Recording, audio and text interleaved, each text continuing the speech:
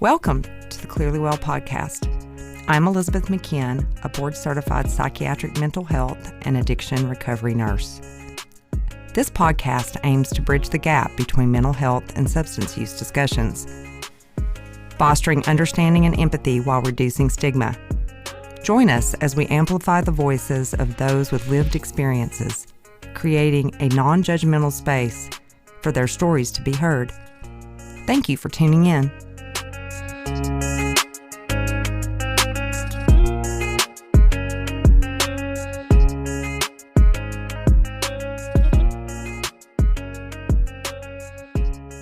Did you know that food and changing your behavior with food could react in your body and brain similar to drug addiction? Withdrawal from sugar and processed foods can cause headaches, mood swings, and cravings, similar to the same withdrawal those who are withdrawing from drug addiction. Hey guys, this is Elizabeth McKeon and welcome to the ClearlyWell Podcast. Today I'm carving out a short sesh, and today's topic is going to be pretty, I think, interesting and actually really relevant to the types of podcasts we've done in the past. I was talking with some of my staff last week, and our practice manager actually brought up a question about food as an addictive property. And I put a TikTok out there and I just said, hey, guys, let me know your thoughts about food as an addiction and eating disorders in general, which are very, very similar to substance use disorder, correct? I mean, let's think about this. So I'd like to hear anyone's feedback today after we talk about this a little bit. And you can email me at clearlywellpodcast@gmail.com. You can message me on social media. I do get a lot of messages, especially on TikTok, so that's not a good platform really to message me on. I do have a Facebook, the ClearlyWell Podcast, and also an Instagram, and I'm going to try to get a Twitter soon. It's on my to-do list. But TikTok, don't message me there. I can't read through all of that, and I don't have a staff. This podcast is not for profit. We don't get paid for what we do here. So I'm just out here trying to deliver the good work to everyone. And so let's talk about food. So food addiction's pretty compelling, and I think it's a relevant topic. I think about this in a public health, psychology, and nutritional standpoint, and look at the state of diabetes and the big trend with all the GLP injectables that everyone's on for weight loss. Like you see people like country music star Lainey Wilson, who's just wasting away. She used to have like that big butt and even wrote a song about it, but now she's just this little waif of a female, and I think that's sad. But at the end of the day, whatever makes people's boat float. I have no hate for Lainey Wilson. She's gorgeous, no matter what her weight is, and if that was something, I don't know for a fact. So just a disclaimer here, don't know for a fact that she's on any type of GLP, but it just definitely does seem to be a trend out there. You just see people losing weight like crazy. And, people call it the juice. So I think food's a relevant topic. So let's think about this. Food bridges multiple disciplines together, including neuroscience, behavioral health, and the obesity research. Let's think about neurobiological. So similar to a substance addiction, food addiction is also associated with dopamine dysregulation. And that's exactly what substances do to the brain. That works in the brain's mesolimbic reward system and changes the brain. Highly palatable foods, those high in sugar, fat, and salt, they all trigger reward pathways leading to compulsive eating behaviors. So I was just telling Sean, our producer today, I was like, yesterday I was on the road and I stopped off at this gas station and I bought a bag of Ray's salt and vinegar potato chips and some Takis. And of course a Coke Zero, right? Because that Diet Coke's going to make all that other nasty stuff go away. But, I was craving something really salty and flavorful, and salt and vinegar potato chips are just my jam. And I recognize that, right? I was recognizing that I wasn't picking out the bag of nuts or a bag of, a little thing of cucumbers or, almonds or whatever. I totally went for like the most flavorful, salty food I could find. So I can totally relate to this. And then also studies using functional MRI scans, right? So that's using like a brain scan to study what the brain is doing with food. It actually shows individuals with food addiction has the same outcome of a brain MRI as those with a drug or a substance. So think about that. That's huge. That means there's changed brain going on. They can track that with a brain scan. So the psychological and behavioral components, let's talk about that now. Food addiction is linked to binge eating disorder and compulsive overeating. This psychologically leads to a cycle of guilt and loss of control. That's just so sad. And what do we do when we talk about losing weight? We talk about changing every year at the new year, and everybody goes on dry January, and you're not going to drink during January. You're going to change your food habits during January, and then come along at Lent. People start eating fish and cutting out red meat. This is all like a cycle, right? You're just setting yourself up for failure. Emotional eating, stress eating, and trauma-related eating are also implicated in that psychological and behavioral component of the brain. I think when we think about like the circle of control, one of the things that we know that we can control is what we put in our mouth. And I think that's how the cycle happens, is we decide like we're going to do better, and then we fail and we eat something bad, and then we feel guilty, and it just all starts over and over again. And then if you think about like the physical and like the diagnostic impact of how food is affecting us in the United States especially, food addiction contributes to obesity, metabolic syndrome, type 2 diabetes, and cardiovascular diseases, which also lead to heart attack and stroke. Chronic overconsumption of processed foods lead to inflammation of the gut. This is further reinforcing cravings and addictive-like behavior regarding food.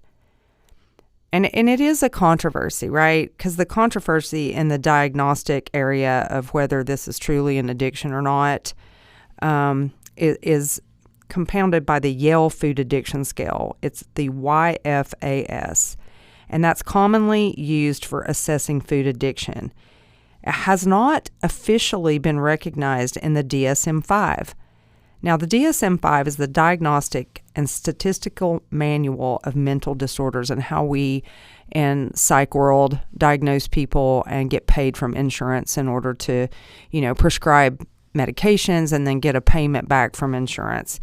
So currently, keep in mind that the food addiction diagnosis is not official yet. That's kind of what I'd like for people to weigh in about, is how you feel about that, if this is something you've ever struggled with. Some experts argue that food addiction is more of a behavioral issue than a true addiction, because food is necessary for our survival. We talk about alcohol, right? It's hard to get away from it. It's the big Budweiser commercial is at the Super Bowl. You walk into any restaurant, grocery store, you've got your White Claws. Michelob Ultra has been a trend now for about almost 20 years as the healthier beer. But if you think about it, you don't have to drink to survive. You have to eat to survive. You have to eat to keep your brain fueled, to keep your body fueled every single day. So I can see that experts are arguing that food addiction is very serious and very hard to bounce back from. Now, some ways that treatment is moving in for addiction, behavioral and psychological treatments for that in therapy are cognitive behavioral therapy. CBT is one of the most effective treatments for both food addiction and substance use disorder. So again, going back to how is food being treated as addiction versus a substance, the treatment is identical. The second treatment is motivational interviewing, also used in substance use disorder. This is often used in addiction treatment to enhance a person's motivation for change. It helps food addiction and those who suffer from food addiction recognize ambivalence about change and work towards sustainable health-conscious behaviors. These techniques teach individuals to recognize their cravings without acting on them, similar to mindfulness techniques used in alcohol and drug relapse prevention. There is also a 12-step program for Overeaters Anonymous. I'm sitting here thinking right now I'd like to talk to some of my peer support specialists and say, in your all recovery meeting, have you included your overeaters? I bet that if you think about people in recovery, there could be some substitution for food to replace the substances that they were abusing before. I really want to do more of looking into this topic. And then there's also trauma-informed therapy, because many people who are addicted to food, these cases stem from childhood trauma such as sexual abuse and adverse experiences in their childhood, similar to patterns seen in substance addiction. So moving out of this moving on for the day, I think let's look also at some nutritional and medical interventions for, I'm going to say, overeating addiction. Similar to medication-assisted treatment for drug addiction, structured meals act as harm reduction approach to prevent binge episodes, focused on balanced nutrition, portion control, and meal timing to reduce triggers. And then elimination of trigger foods. Some practitioners recommend complete abstinence from highly processed, hyperpalative foods. This would be similar from abstinence from drugs and alcohol and substance use treatment. And then there's also medical supervision for detox-like symptoms. Withdrawal from sugar and processed foods can cause headaches, mood swings, and cravings. This is also akin to withdrawal from symptoms seen in drug addiction. So medications targeting the brain's reward system, those are drugs like naltrexone and bupropion, blocking opioid receptors and reducing food cravings. These are very similar and almost identical to reducing the cravings for alcohol and opioid addiction.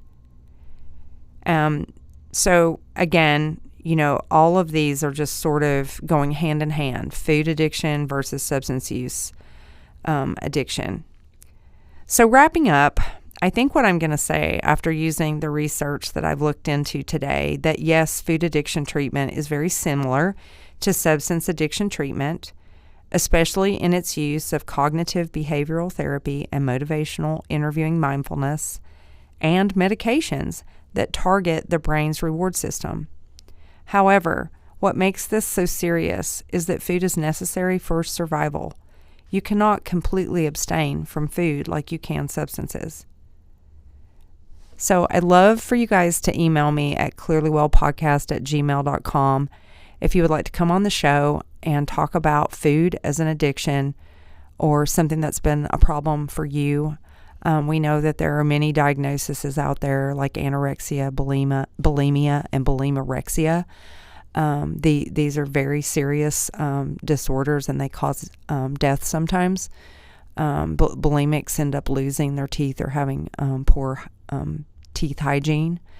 And for those suffering with anorexia, these folks get extremely, extremely thin. And so I do believe that food is an addiction. I personally, in my past and in my life, have always struggled. I'm a tall person. Those of you who maybe see me on a TikTok, I'm about 5'10", weigh anywhere.